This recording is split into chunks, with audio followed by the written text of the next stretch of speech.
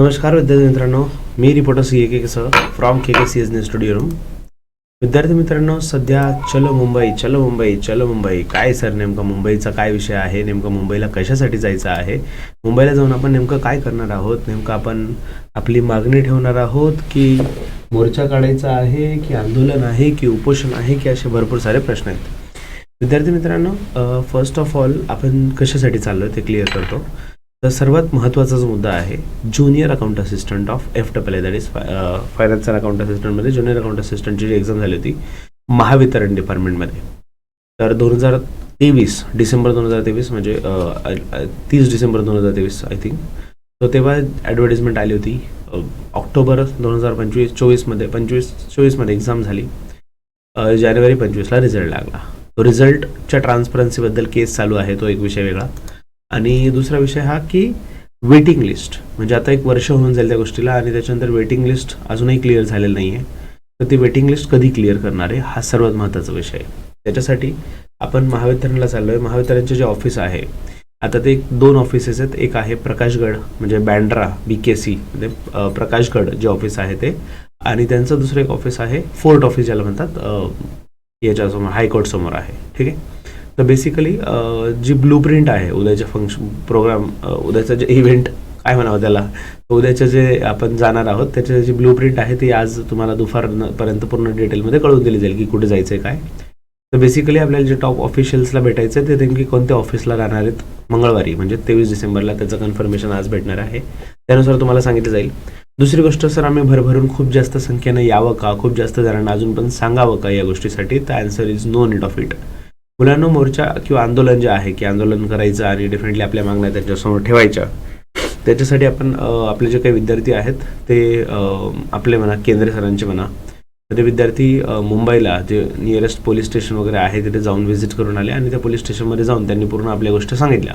तर पहिली गोष्ट त्यांनी ते हे क्लिअर केलं की विद्यार्थ्यांना ऑफकोर्स आंदोलनाला काही प्रॉब्लेम नाही आहे, आचारसंहितेचा काही जास्त इश्यू नाही आहे. पण आपण जे टार्गेट करत होतो की प्रकाशगडचं जे ऑफिस आहे बँड्राचं, ते तिथेच आपलं डायरेक्ट आंदोलन मांडायचं आणि तिथून हालायचंच नाही आपली मागणी पूर्ण झाल्याशिवाय वगैरे वगैरे जे प्लॅन होते.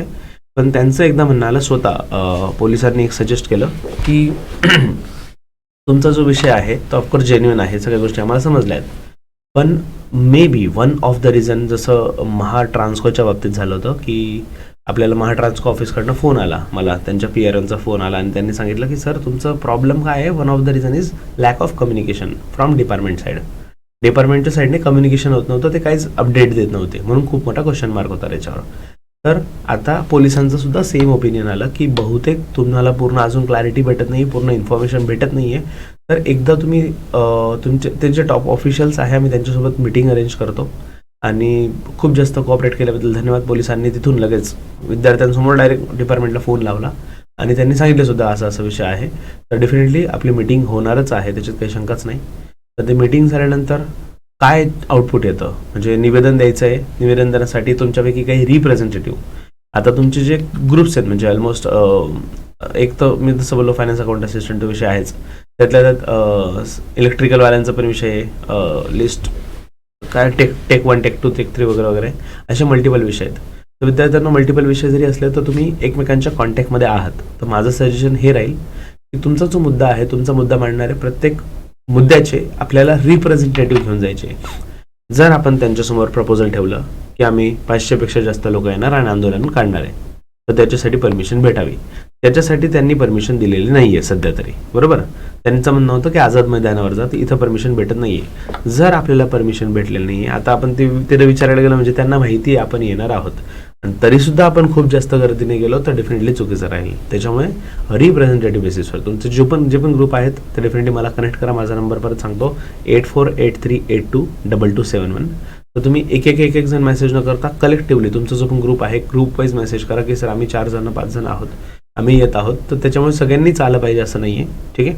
आता 23 तारखेला काय होतं त्याच्यावर आपण ठरवू सगळ्यांनी जायचं आहे का. याच्या पुढे जर आपल्याला आउटपुट नाही भेटलं तर डेफिनेटली आंदोलन करायचं, पण ते आंदोलन खूप जोरदार राहील. इव्हन केंद्रे सरांसोबत आपली मीटिंग झाली, गुगल मीटवर आम्ही डिस्कशन केलं. केंद्रे सर, मी आणि विद्यार्थ्यांसोबत सगळ्या विषयांचं डिस्कशन केलं.